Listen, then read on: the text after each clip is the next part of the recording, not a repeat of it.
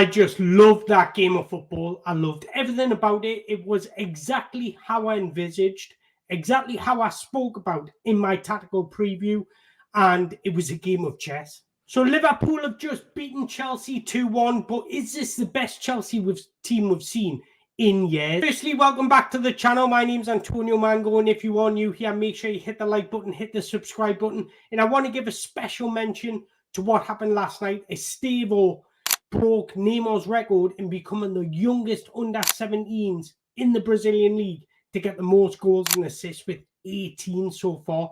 He's played 24 games and has 18 goal involvements, which is unbelievable.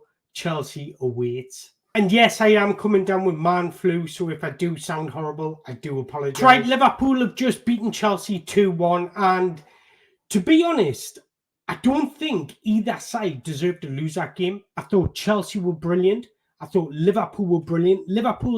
Chelsea's game plan was very smart in a way, but Liverpool's adaptation was extremely impressive. I thought Liverpool's out of possession shape was very important in this game because they pretty much forced Chelsea to try and play around them, and then they trusted themselves in the one-on-one duels.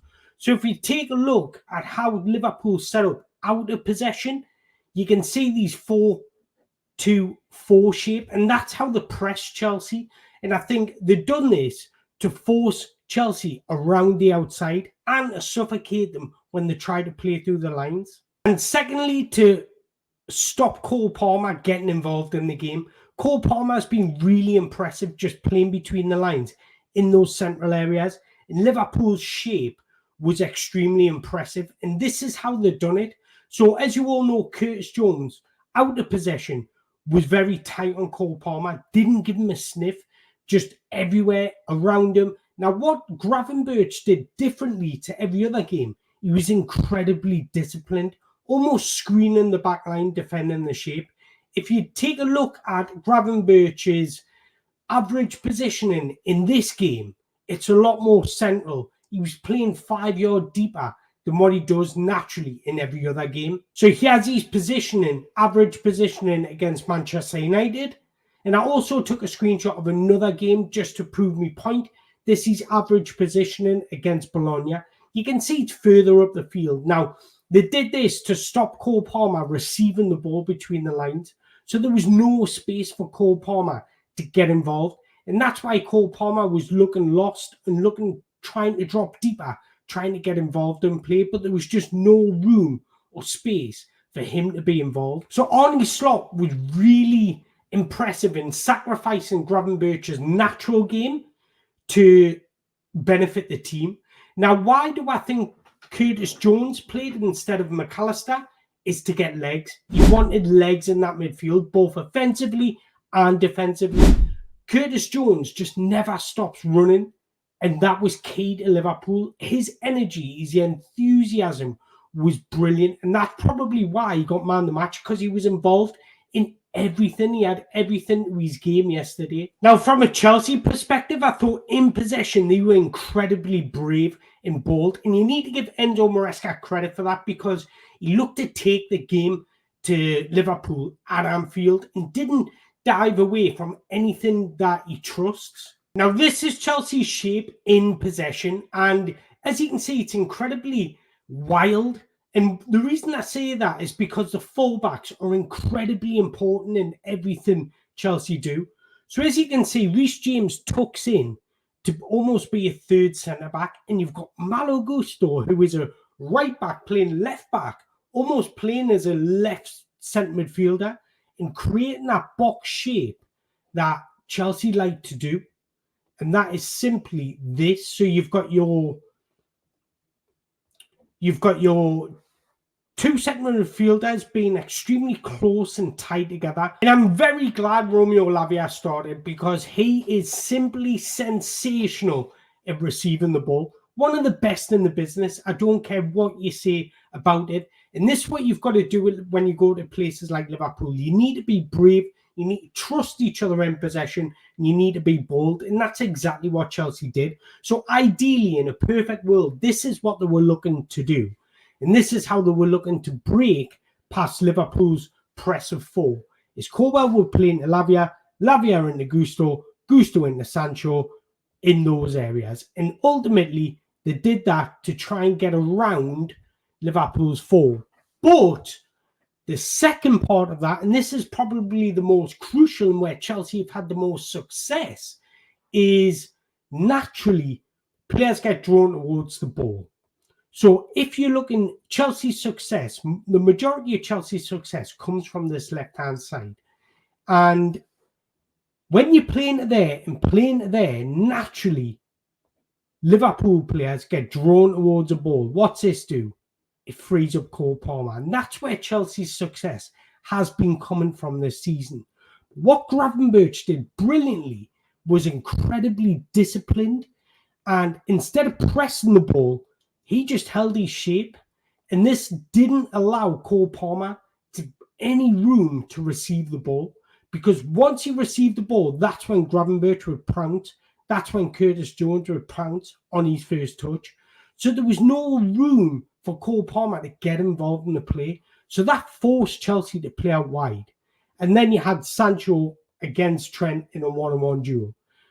The majority of the time, give Trent the benefit of the doubt. He was incredibly successful against Sancho. I thought Trent defended brilliantly, but there was one occasion where Sancho got the better of him inside that penalty area. And for me, for love nor money, that's a penalty. That is a penalty. I think if that happens to Liverpool, they're screaming for a penalty. I thought a beautiful bit of skill from Sancho, got around Trent. Trent got all muddled up, swiped his back leg, and that is a penalty. How that didn't go to VAR blows my mind, because that's exactly what VAR's brought in for. I don't blame the referee for not giving a penalty, because his angles might not be right. It happens very, very quickly. You've got to remember how fast-paced the Premier League is. So when the referee makes mistakes, I don't mind it, because we're all human. But when it doesn't get looked at or overturned by VAR, that's when the complaints start to come in. But by the by, that could have changed the game. You never know, because then Chelsea have the front foot. Chelsea have the momentum. But that's exactly how what I was talking about in this game being a chess piece, because what happened was simply both teams being bold and brave. And I just think the difference between both teams was Liverpool's experience. Now, on the flip side of that, this is exactly where Liverpool's goal comes from. And this is why I thought it's not very smart inverting the left back as opposed to the right back. And this is why I thought Renato Vieira would start acting as that third centre-back and having either Reece James or Gusto, whoever you want to start, being the inverter. And I'll tell you why. Because Mo Salah acts as a touchline winger for Liverpool. He plays in these areas here. Whereas if it's Cody Gakpo or Luis Diaz, they're always the ones that come in and try and get close to the centre forward, whether that be Jota or Darwin Núñez. They're always the one coming in. So naturally, if Chelsea inverted the right back and left their left centre back being that third centre back, they would have had a lot better shape, because this is where Liverpool's goal came from. Curtis Jones had the ball in this area. He moved the ball out to Salah. And what's that actually? That limits, that exposes Malo Gusto. He's out the game completely. And what's that do? It makes Levi Colwell go wider than he originally wants to. And it leaves this massive gap here. This huge gaping hole, because he's had to come across to cover Malo Gusto. And what Curtis Jones does brilliantly is attack from deep. A lot of centre midfielders would have played the ball out there to Salah and thought, I'm just going to leave him all that room to attack Levi Colwell. I'm going to allow Salah all that room to try and beat him in a 1-1. But what Curtis Jones does brilliantly, instead of holding his shape, he gets into these areas, into this gaping hole where Torsen and Levi Colwell are not meant to be that far apart. And that allows Curtis Jones to get in that area, Levi Colwell's the wrong side of him, and that's where the penalty comes from. So, and this is why I was speaking in my pre-match review that I would have the right back inverting because of his initial ability to come inside, and Salah's the one that stays out wide because you won't be exposed like that. But let's give Enzo Maresca his credit, because in the second half, when he brought on Renato Vieira, that's exactly what happened. So he did adapt and see the problem. And Chelsea looked a lot stronger in the second half, I thought. Now, what I was really impressed with, Chelsea's shape out of possession, and I thought Romeo Lavia was absolutely key. But I want to credit Liverpool for their adaptation on how to get around Chelsea's press. So if we take a look at how Chelsea pressed, it was pretty much in a 4-4-2, which they did against Brighton as well, and I fully expected. Now, what they did brilliantly is everything this season has went through Gravenberch. On average, Gravenberch has been averaging 90 touches per 90 this season. Now, this game, he averaged about 40 touches. So Chelsea stopped the supply in there. And the way they've done that is got Lavia to lock on to Gravenberch. And that Lavia just did not give him a sniff. And I thought Lavia was brilliant in possession, but out of possession as well. And this ultimately prevented Liverpool playing through the lines. And what we're seeing a lot of was their goalkeeper going long. Liverpool wanted to get the ball to Trent, wanted to get the ball to Salah, but because of Chelsea's press, it was extremely impressive and brave in what they did. And that just naturally stopped Liverpool playing their natural game. But like I said before, you need to give Liverpool credit because their adaptation to maybe go long. Now, if we flip back to Chelsea in possession, I thought their goal was brilliant. Is it me, or is Moses Caicedo's progressive and forward passing extremely underrated? I thought it was a beautiful ball into Jackson, a great run from Jackson. Last season, I think Jackson would have been offside there. I thought he did brilliantly to stay onside, just holding his position, knowing he's got the pace to latch on the ball. Now, one thing I will say about Jackson, you can tell he's already got a picture in his mind on how he's going to execute his finish. His step count with the ball was brilliant. His finish was brilliant, extremely controlled, comfortable, and he looks more composed and at ease when he's still on goal. So you need to give him the benefit of the doubt, and you need to give him his credit, because last season, I wouldn't be surprised if he fluffed that opportunity. Now, to finally touch on a few individuals, tough day at the office for Cole Palmer. Naturally, I just think he couldn't find the space to gather any momentum. I thought Sancho is a connections player, needs bodies around him. So when you're putting him up consistently in one-on-one duels, he does find it a bit difficult. And that's why we're seeing Neto come on and just looking to get in behind Trent and looking to get more success using his pace and mobility to get in behind. But to summarise, I think what Arne Slot has brought to Liverpool is simply brilliant. You need to give him credit, because a lot of managers would have tried and rip up the scrapbook and go with his philosophy. But he stuck to what Jurgen Klopp built, but tweaked it a little bit. Doesn't mind going that longer route if needs be. Doesn't always look to think, I need to play between the lines. So you need to give credit for that. But I think Chelsea, they're really grown in stature.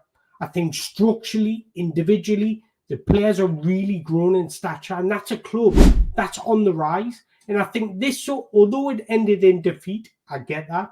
This sort of performance makes other teams stand up and think they've got something about them. They've got something about them. They can finish top four, because not only have they got the individual quality, they've also got the collective quality now as well. But I do think this game was won and lost on Liverpool's ability just to step up, have that bit of experience.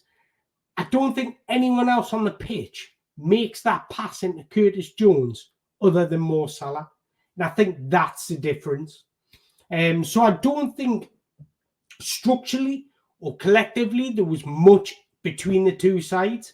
I just think Liverpool have got more players that can grasp a game by the scruff of the neck and have more moments players like Mo Salah to make a difference. But in the Premier League, Chelsea are at home to Newcastle next and then away to Man United. I know they've got games in between, but I'm just talking about in the Premier League.